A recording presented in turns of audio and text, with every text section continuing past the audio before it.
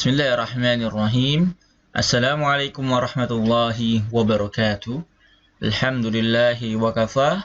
Wassalatu wassalamu ala al-mustafa wa ala alihi wa ashabihi ahli sidqi wal wafah. Amma ba'd. Ikhwati fillah, a'adakumullahu jami'an. At-tulab wa talibat. Alhamdulillah. Al-an wasalna ilal fasli as-salis, Tauhidul Uluhiyah. Alhamdulillah, kita udah sampai di pembahasan yang ketiga ya, yaitu tentang Tauhid Uluhiyah. Nah, setelah sebelumnya kita udah belajar tentang Tauhid ya, makna Tauhid secara bahasa, secara istilah, kemudian kita bahas tentang Tauhid Rububiyah. Nah, sekarang kita akan bahas tentang Tauhid Uluhiyah. Nah, kalau Tauhid Rububiyah itu mentauhidkan Allah di dalam segala perbuatannya ya. Nah, kalau ini Tauhid Uluhiyah berkenaan dengan ibadah. Makna uluhiyah sendiri di sini disebutkan ma'khudatun minat ta'alluh wa huwa at-ta'abbud. Arti daripada uluhiyah adalah ibadah. Jadi secara syariat, ini berkaitan ya antara makna lugawi dan syar'i, makna makna bahasa dan istilah. Dalam istilah itu, ifradullahi subhanahu wa ta'ala bil ibadah bijami'i anwa'iha. Mengesahkan Allah, mengifradkan Allah di dalam segala bentuk ibadah ya. Dicatat. Ini penting, ini masuk di ujian Tauhid Uluhiyah adalah mengesahkan Allah di dalam segala bentuk ibadah ya, dalam segala bentuk ibadah. Ini ibadah ini banyak ya. Jangan kira ibadah itu hanya di masjid, sholat, berdoa dan lainnya. Ini ulama mengatakan bahwasannya ibadah itu ismun jami' lima yuhibbullahu wa yardah minal a'malin wal aqwalin az-zahiriyah wal batiniyah.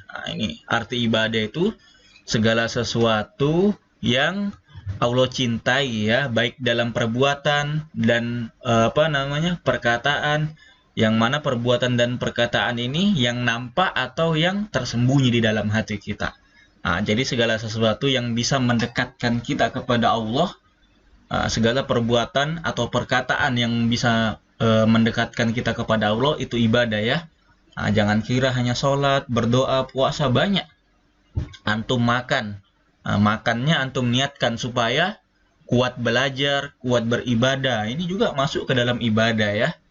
Apalagi sesuatu yang mubah, yang hukumnya tidak berkaitan dengan halal dan haram. Makan, tidur.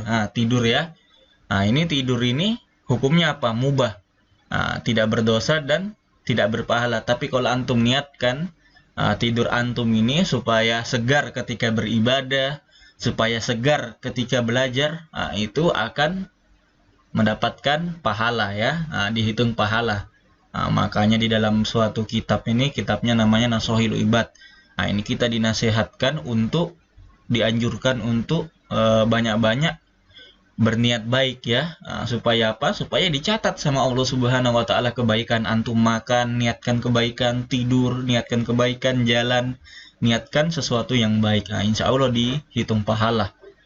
Kita lanjut ya. Ini contoh-contoh ibadah seperti doa, nazar. Bernazar ini juga termasuk ya. Nazar itu mewajibkan sesuatu yang tidak wajib ya atas diri kita.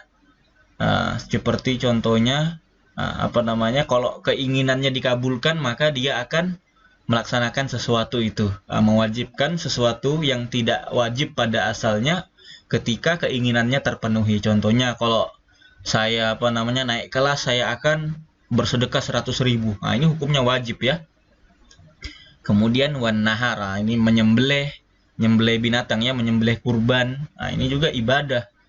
Semuanya sesuatu yang mendekatkan kepada Allah ya. Ini rojak, berharap. Ini juga wal khauf. Ini khauf, takut juga termasuk ya. Tawakal. Tawakal ini hanya bergantung ya, berserah diri kepada Allah, menyerahkan segala sesuatu kepada Allah. Tapi tentunya dengan usaha terlebih dahulu. Beda ya antara tawakal dan pasrah. Kalau pasrah udah nggak ada, udah usahanya. Nah, kemudian rohbah, ketakutan, dan kecintaan, dan lain sebagainya. Nah, ini tauhid uluhiyah ya. Ini banyak nama-namanya, kita udah bahas kemarin ya. Ada tauhid ibadah, hanya beribadah kepada Allah. Tauhid iroda, tauhid qasdu, tauhidul amal. Nah, sekarang kita bahas tentang ahamiyatu tauhidil uluhiyah. Poin-poin penting di dalam tauhid uluhiyah ya. Pentingnya tauhid uluhiyah ini. Yang pertama, annahu awwalu da'watur rusul alaihi salam min awwalihim ila akhirim. Ini dakwanya Rasul ya. Ini semua Rasul diutus oleh Allah Subhanahu wa taala untuk mengajak umatnya menyembah kepada Allah dan menjauhi tagut ya. Mengajak umatnya untuk mentauhidkan secara uluhiyah ya. Ini mengesahkan di dalam peribadahan, tidak menyembah kecuali hanya kepada Allah. Ini dalilnya surah An-Nahl ayat 31. Kita baca syahidnya ya. Kita baca poin pentingnya aja. Walaqad ba'atsna min kulli ummatin rasulah. Sesungguhnya kami telah utus dari setiap umat itu seorang rasul ya. Ani budullah, untuk menyembah Allah dan menjauhi tagut. Apa artinya tagut? Dicatat ya, tagut itu kullu ma ubida min ghairillah. Segala sesuatu yang disembah selain Allah Subhanahu wa taala. Yang diibadahi, yang disembah, termasuk jimat dan lain sebagainya, itu juga tagut itu ya. Ibadah, sebagaimana Ustaz jelaskan tadi ya, segala sesuatu yang bisa mendekatkan diri kepada Sang Pencipta. Ini kalau kita kita memalingkan ibadah ke selain Allah, ini termasuk syirik ya. Ini tagut ini sesuatu yang disembah kecuali oleh sesuatu yang disembah kecuali Allah Subhanahu wa taala, sesuatu yang disembah selain Allah ya. Dan juga sesuatu yang diibadahi selain Allah juga termasuk tagut ya. Ibadah tadi seperti keyakinan, meyakini ini hanya Allah yang bisa menciptakan kita, hanya Allah yang bisa memberikan kita keberuntungan, manfaat, dan bahaya.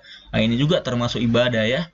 Antum ketika meyakini sesuatu itu selain Allah Subhanahu wa taala, contohnya jimat. Jimat ini bisa buat kita beruntung, bisa buat kita tambah ganteng dilihat orang. Ini termasuk syirik. Ya, ini termasuk tagut jimat ini. Dan tagut-tagut contohnya lagi ya seperti tentunya ya patung-patung, bahkan orang ya, manusia kalau disembah, dijadikan terlalu berlebihan kecintaannya sampai disembah, ini juga termasuk tagut ya.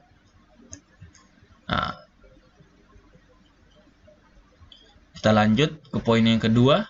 Tadi yang pertama dakwah Rasul, yang kedua annau awwalu wajibin alal mukallaf. Sesuatu yang pertama diwajibkan kepada mukallaf. Mukallaf ini orang yang udah wajib menjalankan syariat, yang udah balik ya. Nggak tahu antum udah balik apa belum. Ini hadisnya ini dari Ibnu Abbas. Nabi berkata kepada sahabat Mu'ad. Ini Mu'ad ini sahabat yang mulia ya. Sahabat yang mulia yang diutus ke negeri Yaman. Ini innaka sata'ti qauman min ahlil kitab. Sesungguhnya kamu akan mendatangi ahlul kitab, Yahudi dan Nasrani, ahlul kitab. Fa iza ji'tahum fada'uhum ila an asyhadu an la ilaha illallah wa anna muhammadar rasulullah. Ini dia. Kewajiban yang paling pertama kali itu yaitu mengajak manusia untuk bersyahadat ya, bahwa tidak ada Tuhan yang berhak disembah kecuali Allah dan Nabi Muhammad utusan Allah. Ini ya yang didakwakan para nabi itu, untuk mengajak ke la ilaha illallah.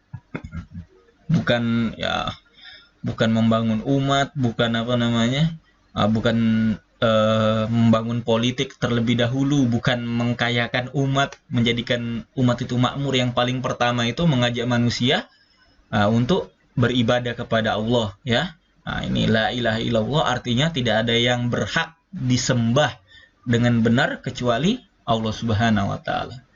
Ini baru ketika orang sudah tahu, udah kenal sama Allah, ya, sudah bersyahadat, baru diwajibkan baginya untuk mengerjakan sholat, ya. Tidak mungkin orang tidak kenal Allah, orang belum bertauhid, belum bersyahadat, lalu langsung disuruh sholat. Nah, harus kenal dulu sama Allah Subhanahu wa Ta'ala, sama seperti kita, ya. Tidak mungkin kita mau ngasihkan uang ke orang, nggak mungkin kita mau minjemin uang ke orang. Nah, kecuali kalau kita kenal sama orangnya. Jangankan yang tidak kita kenal, yang kita kenal aja belum tentu kita mau, ya. Kalau tahu orangnya ini nggak bayar utang, ya. Nah, selanjutnya, annahu a'zamul huquq wal wajiba 'alal 'abdi. Nah, ini merupakan la ilaha illallah. Nah, ini tauhid uluhiyah ini merupakan hak-hak Allah yang paling besar, ya. Nah, hak-hak Allah yang paling utama kepada hambanya. Nah, maksudnya kewajiban yang paling utama untuk kita tunaikan yaitu mentauhidkan Allah Subhanahu wa Ta'ala. Nah, ini lihat surah An-Nisa ayat 36, wa'budullaha wa la tusyriku bihi syai'a. Nah, yang paling pertama kali diperintahkan di sini apa? Menyembah Allah dan tidak berbuat syirik. Wa bil walidaini ihsana. Baru berbuat baik kepada orang tua. Nah, ini jelas, ya. Dikedepankan hak kita kepada Allah, hubungan kita kepada Allah daripada orang tua. Pokoknya Allah nomor satu, ya. Nah, itu dia. Diutamakan Allah Subhanahu wa Ta'ala. Ya, kalau orang tua kita menyuruh kita sesuatu yang baik, yang tidak berlawanan dengan syariat, tidak berlawanan dengan hukum Islam, maka kita turuti, ya. Insya Allah. Tapi orang tua antum, ana rasa baik semua, ya.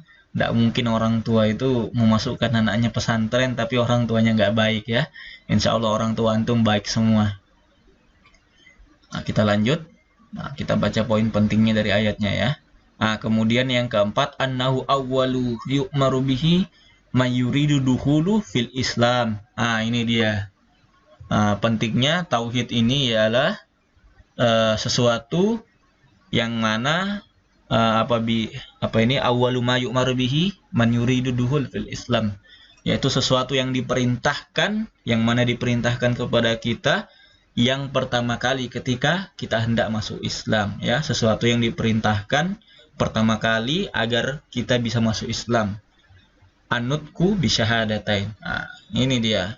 Kalau kita nggak mengucapkan la ilaha illallah, ini bagi orang yang mu'allaf, ya. Nah, kalau kita alhamdulillah, kita dari lahir sudah Islam, ya. Orang tua kita Islam, kita juga ikut Islam, ya. Agama kita ini Masya Allah warisan, ya, dari orang tua. Ini nikmat yang sangat besar, ya. Yang dimana orang lain itu susah untuk mendapatkan hidayah, kita lahir udah dalam keadaan Islam, sudah diakikahkan, sudah dibuatkan acara selamatan, ya. Masya Allah. Nah, ini ketika orang yang mau masuk Islam itu, orang-orang kafir yang mau masuk Islam itu, maka wajib baginya untuk syahadat, ya. Tidak sah orang tidak mengucapkan kalimat syahadat, ya. Orang kafir yang masuk Islam tidak sah kalau tidak mengucapkan syahadat.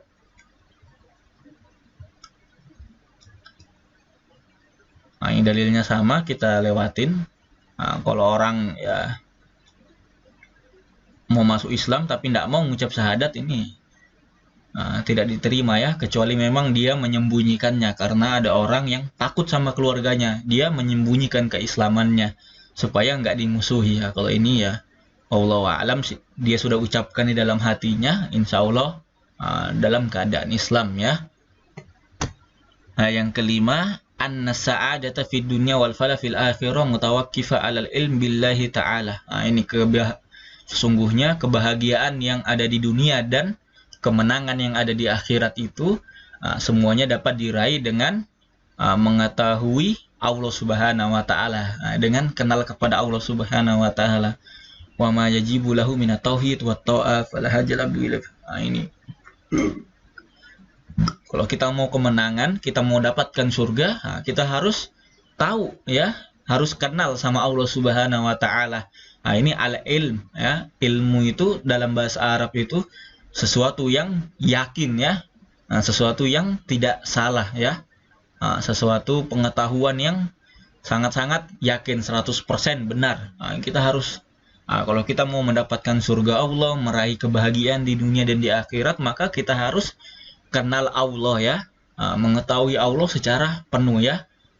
Dan kita harus tahu juga ya apa-apa aja yang diperintahkan oleh Allah supaya kita bisa meraih surganya, yaitu dari tauhid ya, mengesahkan Allah, wa ta'ah, dan mentaati segala perintahnya, menjauhi segala larangannya. Fahajatul abdi ilai fawqa kulli darur. Ini kebutuhan makhluk kepada sang pencipta, kepada Allah Subhanahu wa Ta'ala itu merupakan kebutuhan yang paling utama ya, di atas segala sesuatu. Nggak apa-apa antum miskin, nggak apa-apa antum nggak punya harta. Yang penting kita masih punya Allah Subhanahu wa Ta'ala. Yang penting kita dekat dengan Allah Subhanahu wa Ta'ala. Percuma kaya, percuma ganteng, percuma cantik, tapi tidak menyembah Allah Subhanahu wa Ta'ala, tapi kafir ya. Ini percuma ya, karena dalam ayat dikatakan orang-orang kafir itu tidak diterima seluruh amalnya sampai dia mau mau masuk ke dalam Islam. Yang terakhir, anna tauhidullahi bil ibadah huwal asas alladzi tubna alaihi jami'ul a'mal. Ini tauhid merupakan pondasi dasar suatu amal ibadah. Karena yang seperti Ustadz katakan tadi, tanpa tauhid, tanpa mengenal Allah, tanpa mengesahkan Allah, percuma kita beribadah. Karena kita nggak tahu amal ibadah kita ini kita kita ibadahkan, kita arahkan kepada siapa. Antum sholat, nggak tahu Allah, nggak kenal Allah, ya bagaimana sholat antum mau diterima? Antum niatnya nggak tahu sholatnya ini untuk siapa. Harus kenal kita sama Allah Subhanahu wa Ta'ala. Kalau kita kenal sama Allah Subhanahu wa Ta'ala, kita tahu ya amal ibadah itu hanya diterima dengan mentauhidkan Allah. Dengan amal ibadah kita ini kita kita ibadahkan hanya kepada Allah, barulah ibadah kita itu diterima ya. Ini salah satu syarat sahnya ibadah itu ialah niat. Niat yang tulus dan ikhlas, yang hanya kepada Allah Subhanahu wa Ta'ala ya.